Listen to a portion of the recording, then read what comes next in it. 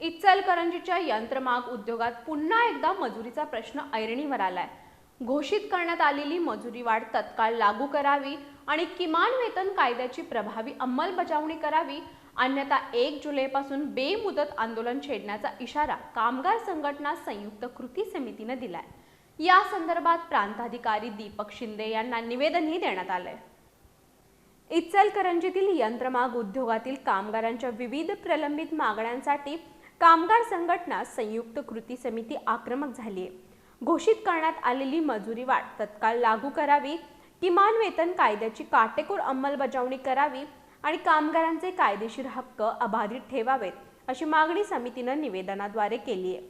समितीच्या म्हणण्यानुसार खडीवाले यंत्रमाग कामगारांसाठी प्रति पिकाला 26 पैशांची मजुरी वाढ जाहीर करण्यात आली होती। मात्र या निर्णयाची प्रत्यक्ष अंमलबजावणी अद्याप झालेली नसल्याचा आरोप करण्यात आलाय। तसंच 2016 नंतर महागाई मोठ्या प्रमाणात वाढूनही कामगारांना महागाई भत्ता किंवा मजुरी वाढ मिळालेली नसल्याचंही निवेदनात नमूद करण्यात आले।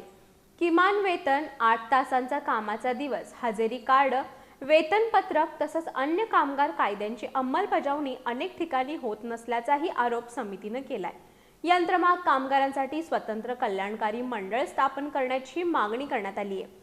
या सर्व मागण्यांकडे प्रशासनाचं दुर्लक्ष झाल्यास 1 जुलै 2026 पासून जॉबर, कोंडीवाले, दिवाणजी, चेकर, मेंढर, हेल्पर आदी यंत्रमाग कामगार बेमुदत आंदोलन सुरू करतील, असा इशारा कामगार संघटना संयुक्त कृती समितीने दिलाय।